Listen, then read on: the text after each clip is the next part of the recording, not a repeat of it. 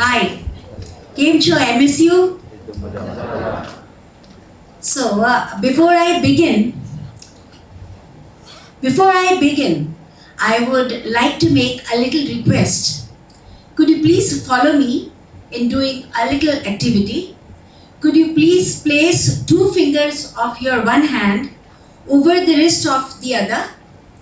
Yes, thank you. So now, can you feel that gentle tap, that steady insistence? This is not noise. This is not randomness. This is order.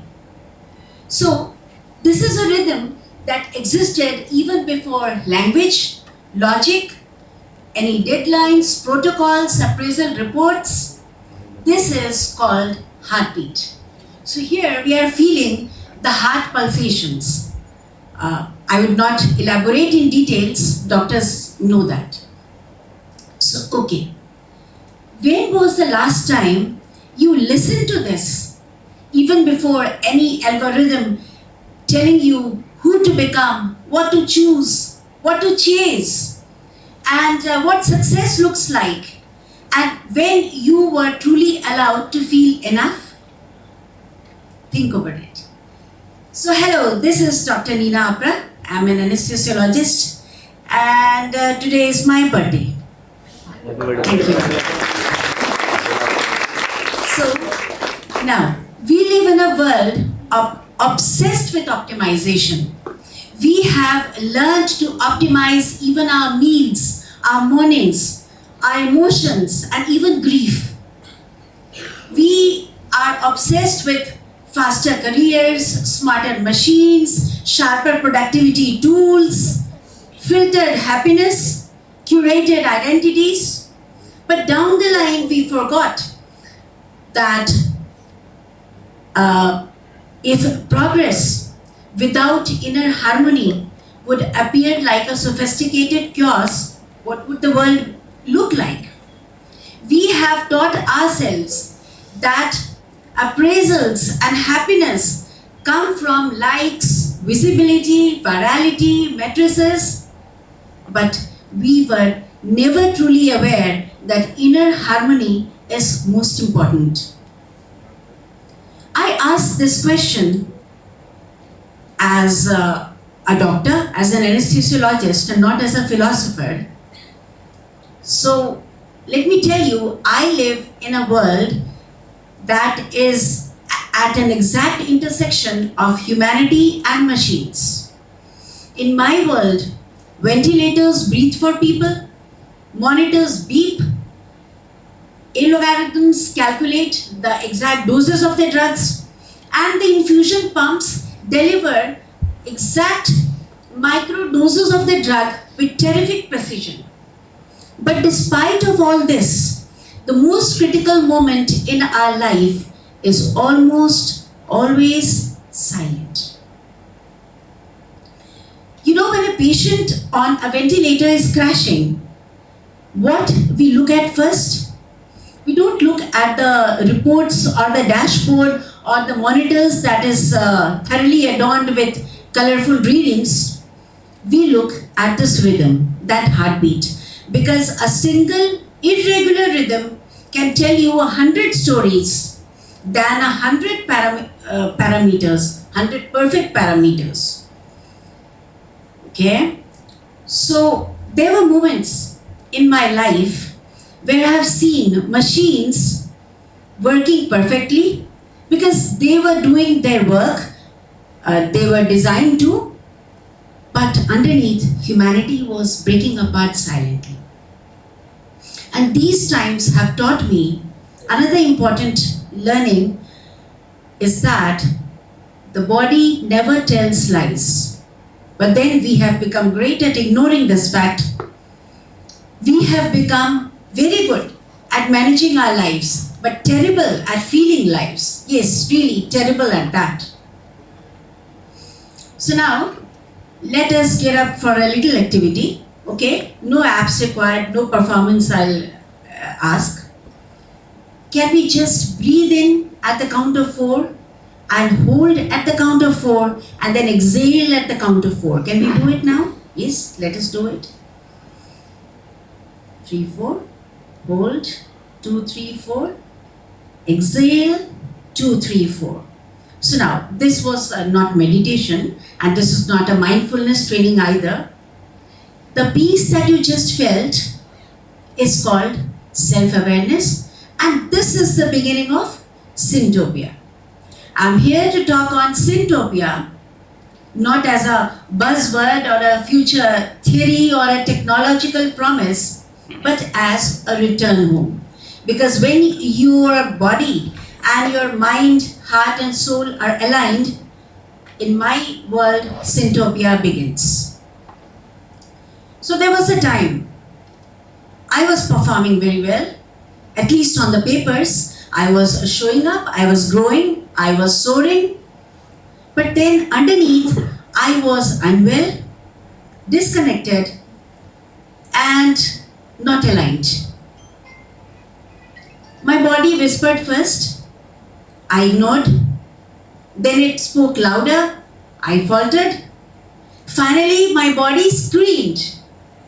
And then I was lying on a hospital bed on the other side of care. My illness had taught me that I needed to be more honest than efficient.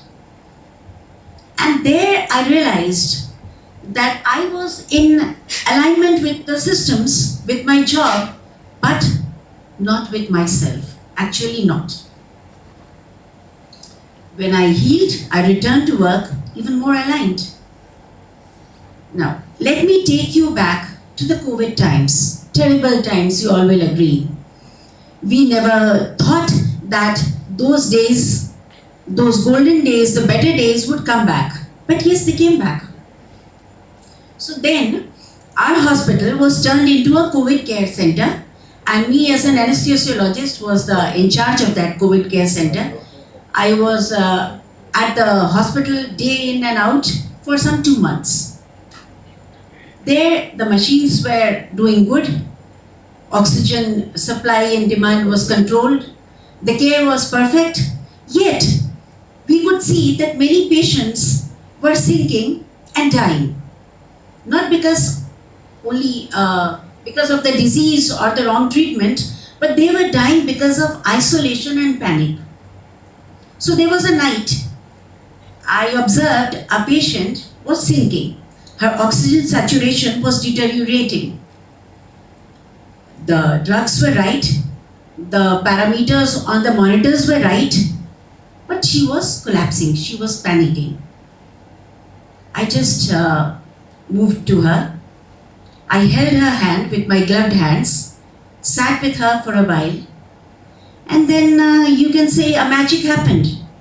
Her pulse steadied, her oxygen saturation kept rising, and she was calm. This is not magic. This is called neurobiology. In those days, when we were clad in layers of PPE and saw through the fogged glasses and spoke through the masks, we could detect that human touch was also very important. So there is a neuroscientific factor behind that. Human touch controls the autonomic outflow. It reduces the emotional load. It reduces a hormone known as cortisol. And this works even in critical illness.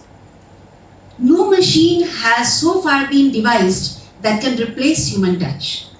And this touch can act as a co-medicine even in critical illnesses, and we found that out with our experience in those critical times. And healing is easier when touch accompanies the drug treatment. And this faster healing is because the nervous system senses the pacifications and it helps in healing the patient faster. So, okay, this was the story of the COVID times. Now let us go back to the core idea. We talk a lot about dystopia, but we are afraid of that and we warn people against that. We also dream of utopia, a fair, perfect, frictionless world that hardly exists. But Syntopia is quieter. It is more human. Let me tell you, Syntopia is not anti-technology. It is not anti-logarithmic. It is pro-heartbeat. And Syntopia is when your words match your actions, your dreams respect your biology, and technology serves humanity. So, okay, when I was talking about my illness. So when I returned to work, I was not only practicing medicine, I was now creating, writing, and talking. And it was then that my author journey began. I was not creating or writing to impress. This was also to express. This was a form of a syntopia for me, a form of going back to myself, and it was good. It is good, in fact.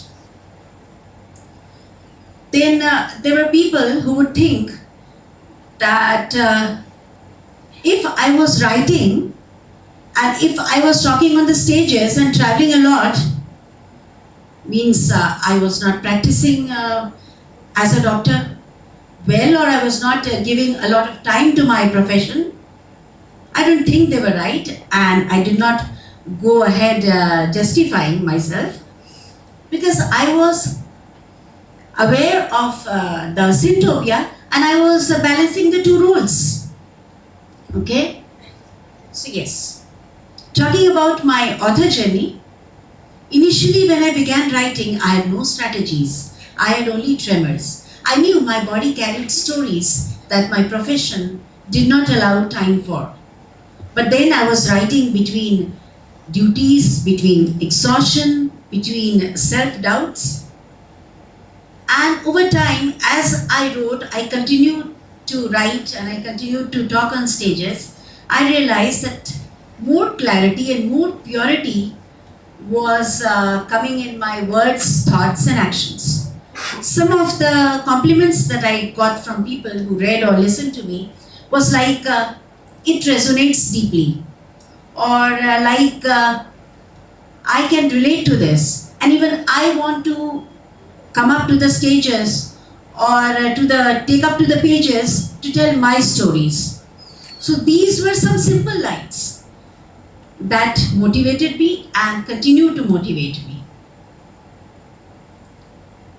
So now, let me just ask you to the last activity, don't worry, to close your eyes for just 5 seconds and ask yourselves, when in your life, or where in your life actually, you are optimized but not aligned. Okay? You may open your eyes. Thank you. So, you don't need to feel guilty about your answers or need fixation now. This is just self-awareness, a practice of going back to yourself. So now let me leave you with a thought. Let me tell you that if a heartbeat wrote your resume, what would it write? It would not list your achievements. It would list the moments when you chose to stay alive, when you chose to stay truly relevant. Now people, technology will keep growing, algorithms will keep learning. Still, the most complicated systems that you will ever operate is still you. So we need to first learn to operate ourselves. So today, when you leave this hall, I would want you to just take back these 3 lines with yourselves, and I would want you to do that also. Take a decision that vetoes your heartbeat, and take a decision that aligns and not only optimizes. Listen to your body before your calendar. Because syntopia does not come from the future. It does not come from outside. It comes from within. It comes when your heartbeat learns to talk to your algorithms. Syntopia begins within, and it begins now. Thank you so much for your patient listening.